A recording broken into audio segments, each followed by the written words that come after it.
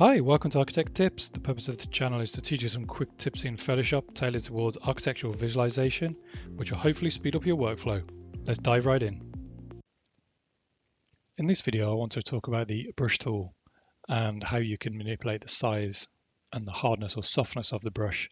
There's a few different ways you can do that in Photoshop. So first of all, we need to select the brush tool. So you can come over here into the toolbar and either select it via the icon there, or you can press B on the keyboard to bring up the brush tool. One way you can change this size and the hardness is if you right click, this will bring up the brush menu. So when you come into this menu, you can actually change the size by using these sliders here and also the hardness of the brush.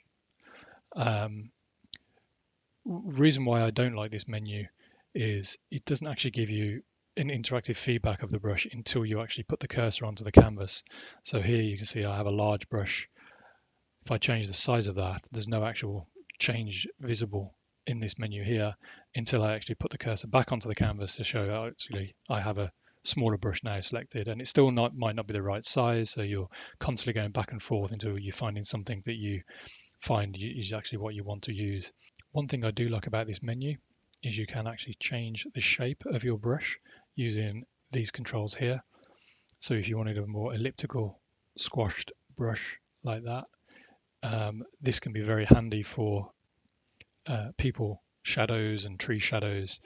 So I'm just going to put that back to how it was, and I'll show you another method to change the size so you don't have to go into that menu. Is if you use the bracket keys next to the P on the keyboard, this will actually increase or decrease the size of your brush, and this is a nice interactive way of actually seeing the size of the brush you're actually using.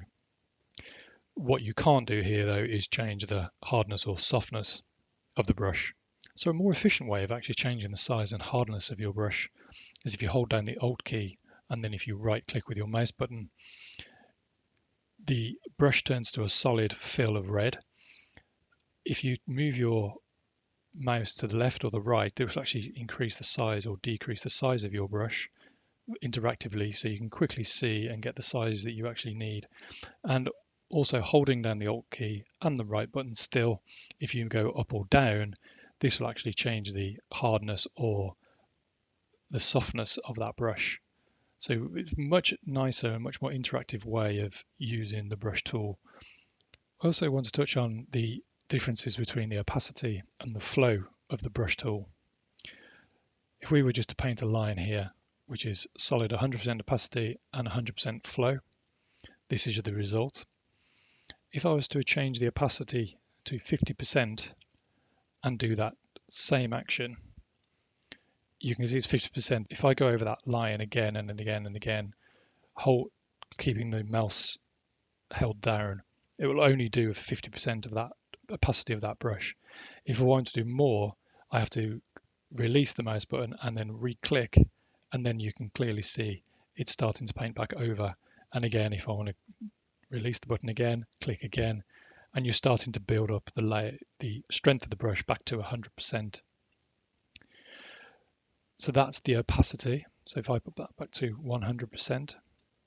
Now with flow, if I put that to say 10% to demonstrate this a bit more effectively, if I do that same brush stroke, I can keep going over that same line over and over again without releasing my mouse and building back up to the 100% of the brush strength.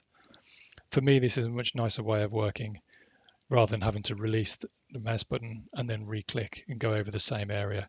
It feels much more of a more organic way of using the brush tool. Hope you enjoyed the video. If you did, it'd be really appreciated if you give it a like and subscribe if you don't want to miss out on more useful tips. Thank you for watching.